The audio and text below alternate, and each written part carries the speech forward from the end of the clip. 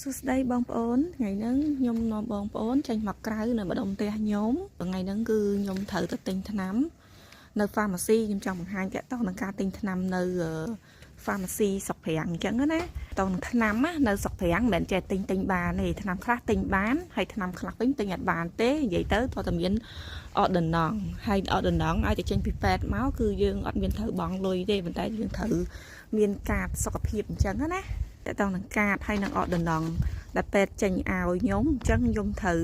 យកអាហ្នឹងយកទៅបើកនៅ pharmacy ចេញអត់ដំណងមកគឺអត់មានត្រូវបង់លុយទេមិនថាព្យាបាលមិនថាទិញថ្នាំមិនថាអីទេគឺគេ free ទាំងអស់អញ្ចឹងណាព្រោះយើងកាត់ពន្ធឲ្យរដ្ឋជារៀងរាល់ខែអញ្ចឹងគេមើលថែយើងតាក់ទងសុខភាពយើងអញ្ចឹងណាខ្ញុំចេញចិត្តផុតម្ដុំផ្ទះខ្ញុំហើយផ្ទះខ្ញុំនិយាយទៅជាលក្ខណៈបូរីបងប្អូនបូរីដូចថាមាន department មានជា studio មានជាអីអញ្ចឹងណាហើយគេមានបិទចិត្តដូចបូរីអញ្ចឹង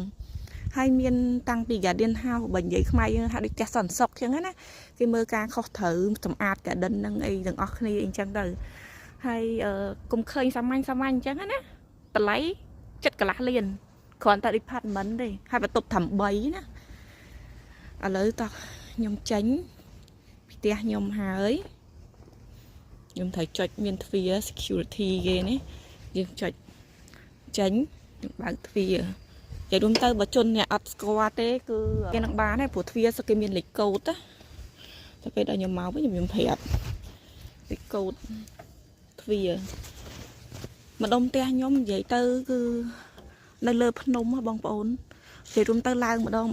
និយាយពីថាចង់បាក់ជើងនិយាយទៅហើយនេះគឺផ្លូវគឺទូចហើយបន្ទាប់មកគឺមានឡានអមសងខាងទៀតដាក់ហើយម្ដុំផ្ទះខ្ញុំគឺចតឡាន free អត់ទាន់គិតចំណតទេនេះខ្ញុំត្រូវចុះពីលើភ្នំទៅហើយ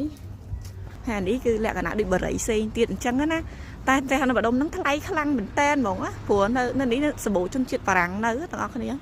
ហើយថ្លៃខ្លាំងណាផ្ទះមួយនិយាយរួមទៅ40,000ថោកបំផុត department 3-4 បន្ទប់ 2-3 បន្ទប់ឡើងទៅគឺឡើងសិត40,000 50,000ហើយទាំងអស់គ្នាតែម្ដុំនេះគឺ safe មែនតែនហ្មងណាម្ដុំផ្ទះខ្ញុំនេះគឺ safe អត់មានចោលអត់មានអីទេទោះជាយើងទៅណាឆ្ងាយបាត់ក៏ដោយក៏នៅតែសុវត្ថិភាពដែរហើយដើរយប់ប្រលប់អីក៏អត់មានបញ្ហាអីដែរនៅខាងមុខមានចំណតឡានក្រុងចឹងខ្ញុំជិះរាល់ថ្ងៃខ្ញុំជិះតាមហ្នឹងបើសិនជាខ្ញុំចង់ទៅប៉ារីសអីខ្ញុំចង់ជិះទៅតាមហ្នឹងមិនទៅដងខ្ញុំសូវជិះទេខ្ញុំជិះតឡានតខ្លួនអញ្ចឹងណានេះបងប្អូនឃើញហើយរដូវស្លឹកឈើជ្រុះហើយនិយាយពីថាស្លឹកឈើធ្លាក់រាយប៉ាយពេញហ្នឹងហ្មងអូយបើសិនជាដល់ពេលរដូវកាលរីកវិញស្អាតខ្លាំងណានៅម្ដុំផ្ទះខ្ញុំខ្ញុំនិយាយមែនចង់ថតរូប pre wedding ក៏បានដែរខ្ញុំត្រូវដើរទៅទៀតហើយអានេះចំណតឡានក្រុងអានេះបើយើងត្រូវយើងចាំទៅណាយើងចាំអង្គុយនៅហ្នឹងទៅពេលទៅឡានក្រុងគេមក10នាទី5-10នាទីមកម្ដងអីចឹងទៅឥឡូវខ្ញុំដើរចិត្តទៅដល់ pharmacy ហើយ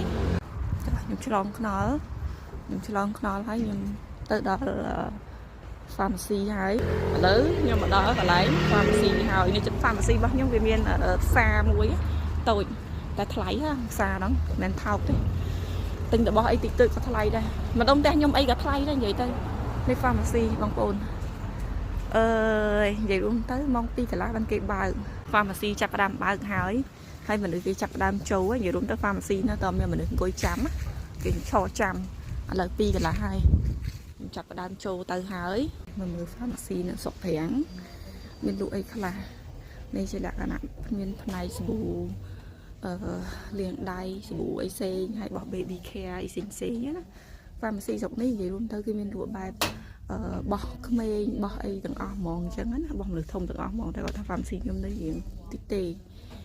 មានតាំងពីចាស់ដុសថ្មិញស្តៀងសាទំនើបប៉ុន្តែមានលក់ម្ហូបទេគ្រាន់តែតាក់ទងនឹងរបស់ដែរcare សុខភាពអីទាំងអស់មានថ្នាំមានអីហើយបើសិនជាយើងចង់ទិញថ្នាំយើងត្រូវតម្រង់ជួរ